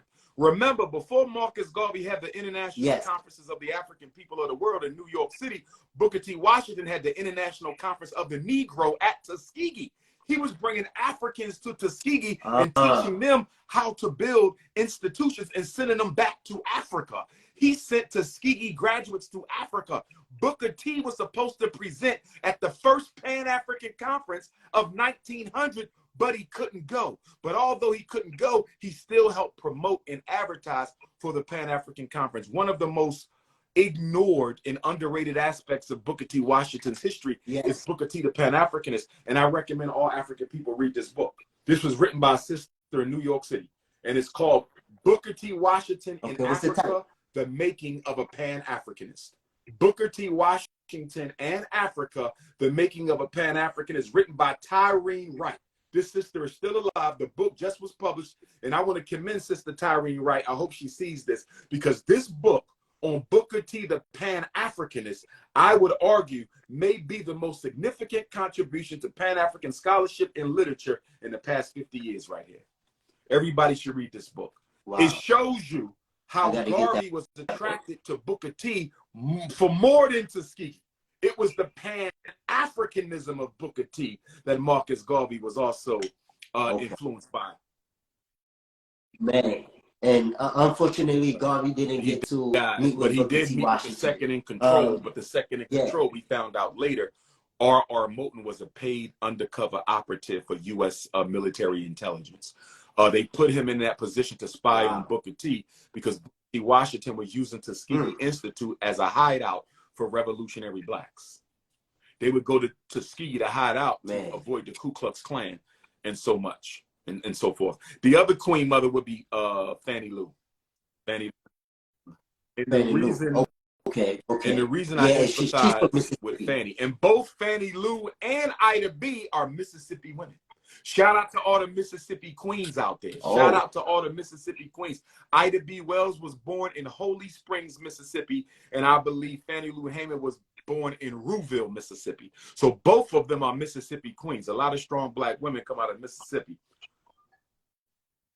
Fannie Lou Hamer may have suffered more punishment at the hands of racism, physical and mental, than any Black woman I could think of since the end of slavery.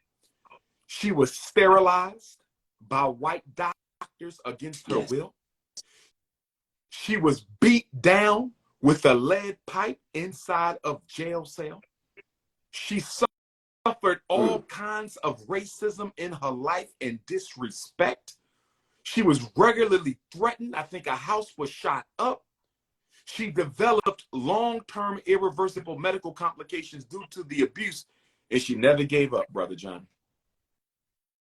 What a lot of people don't know about Fannie Lou Hamer. Fannie Lou Hamer is the reason we got the 1965 Voting Rights Act, not Dr. King. Dr. King baked the cake, Johnny. Fannie Lou put the icing on it.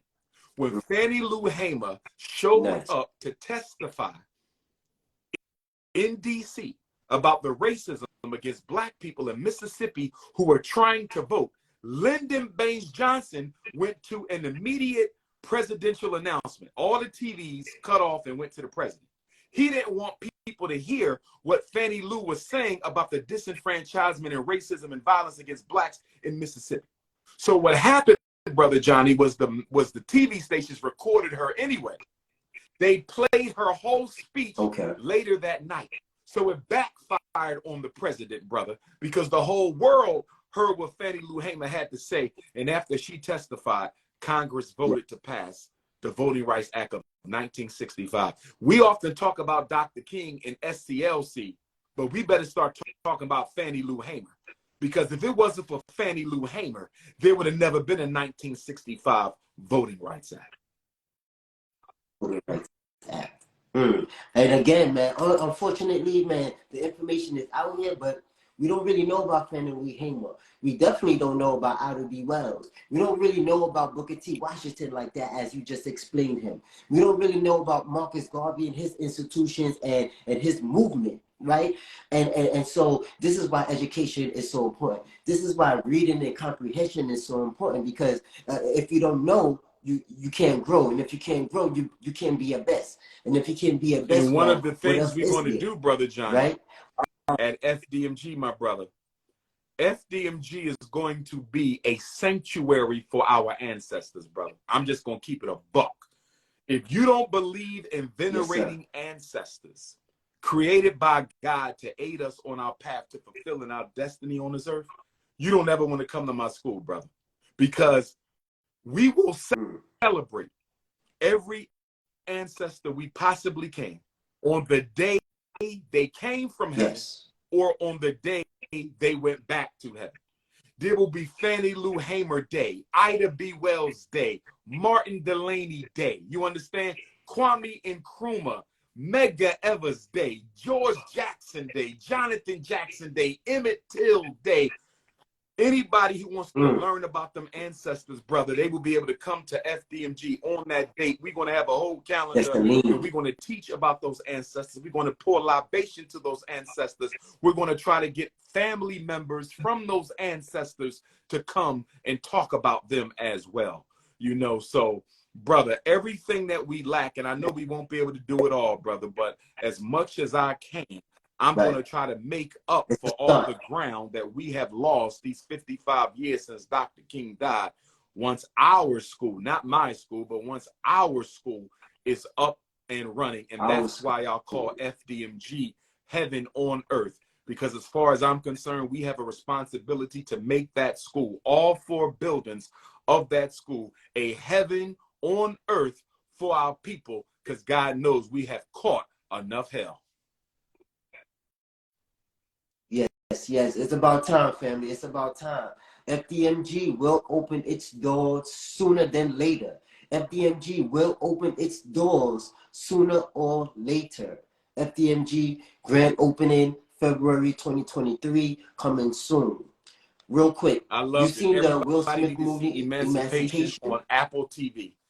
Go see Emancipation on Apple TV. It's about a formerly enslaved African by the name of Peter, whose history I didn't know all of, because in my studies, Brother Johnny, the brother, and you know the painting because it's the most famous enslaved African picture, the brother with the whips on his back.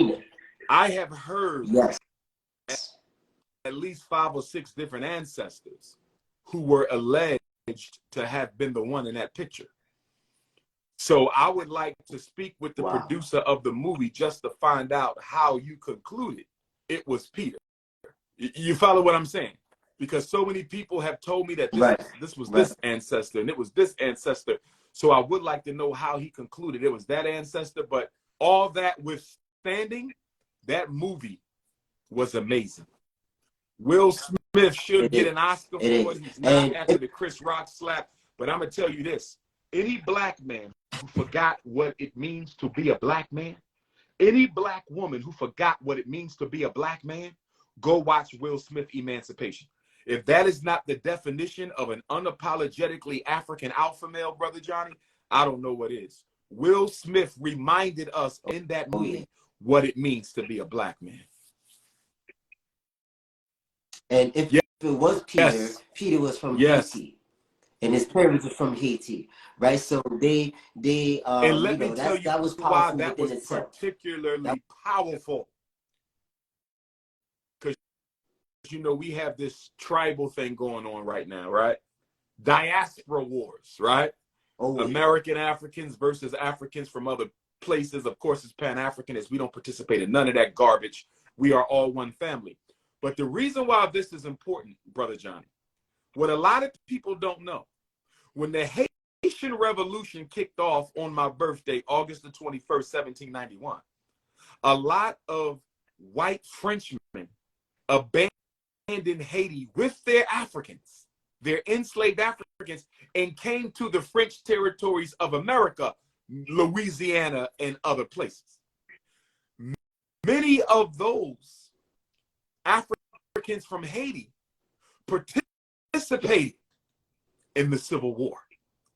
There were Haitian Africans in the ranks of the Civil War because they came to America when the French slave masters fled the Haitian Revolution.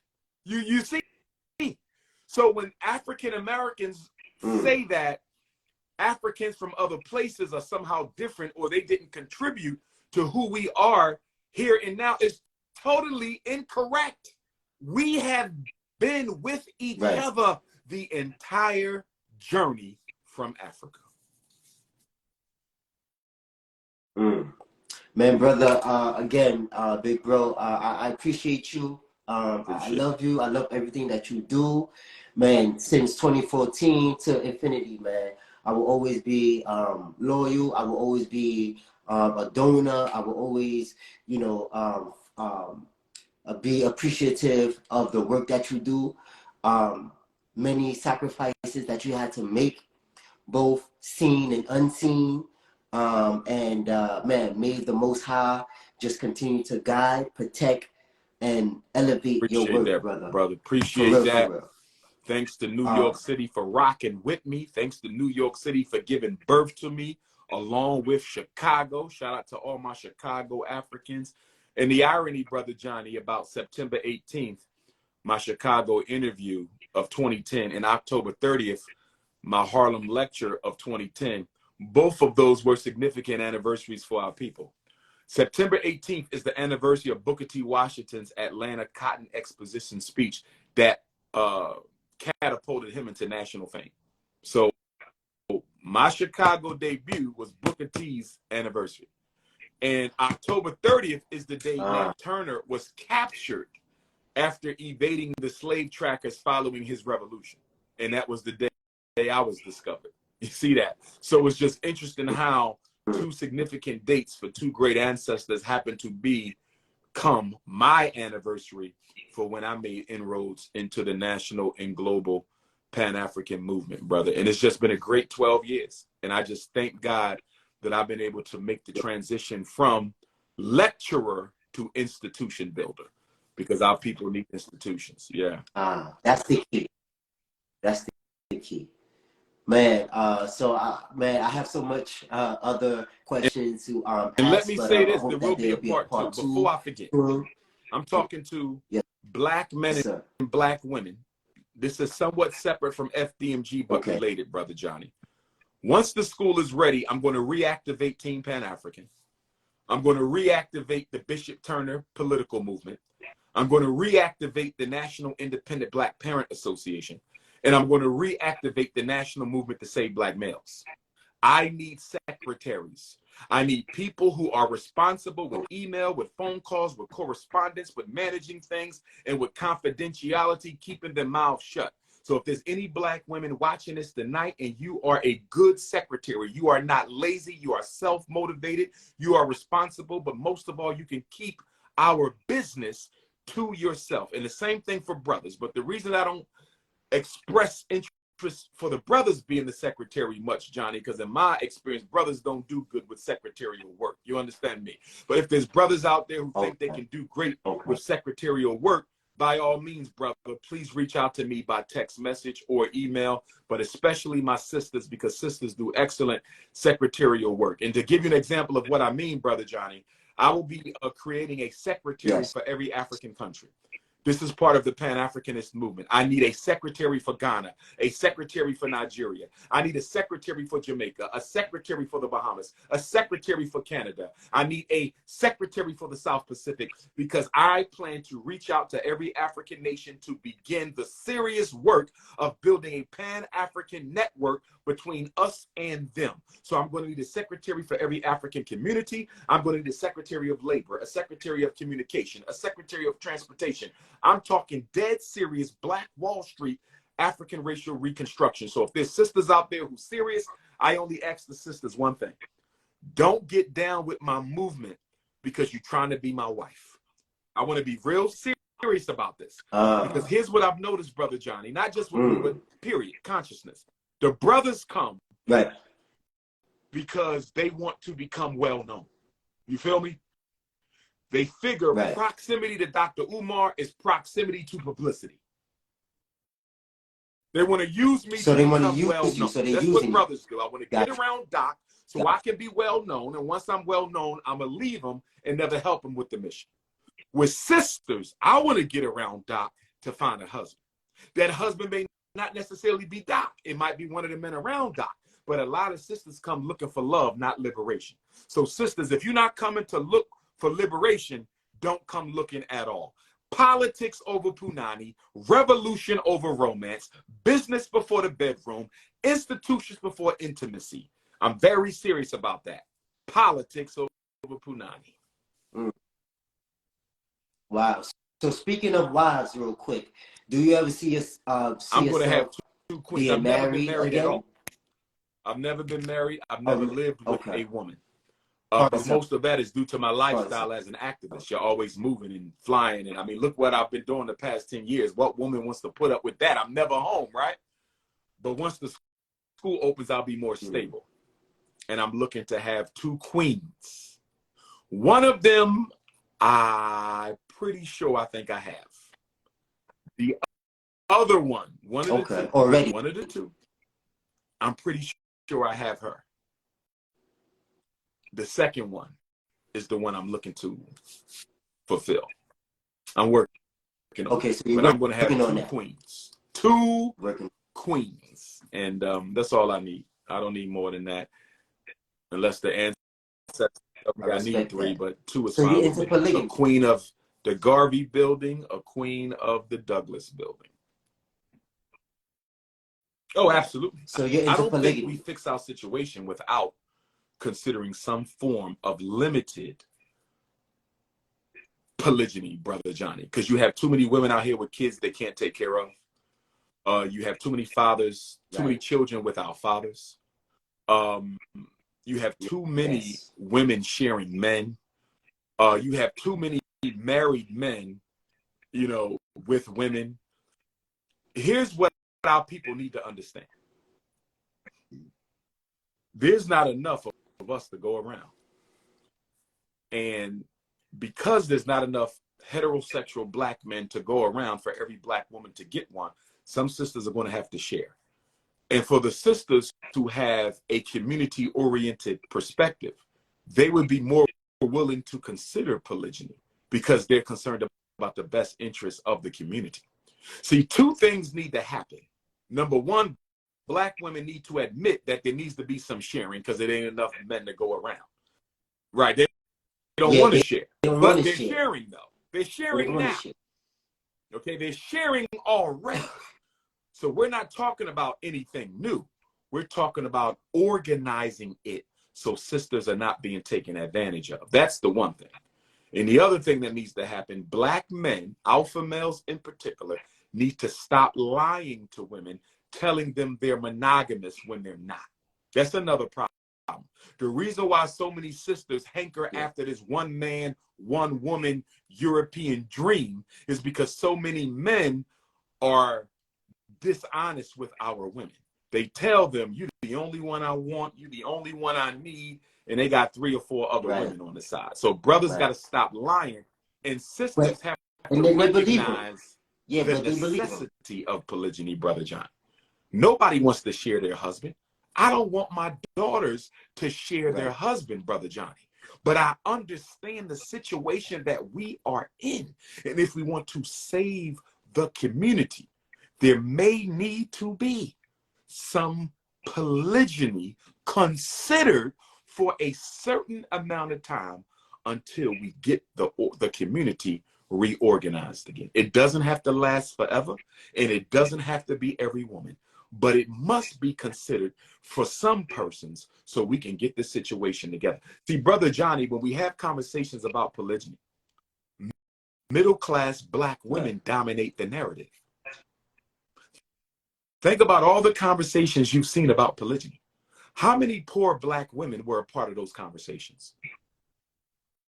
How many women with multiple children and no man at home were a part of those conversations? Those conversations, Brother Johnny, are dominated by women who don't have to share. You understand me? They're worth $1 million. Right, They're okay. driving a $100,000 car. They live in a $200,000 house. They got 6 degrees. They the CEO of this, the president of this, the principal of this. We're not talking about you.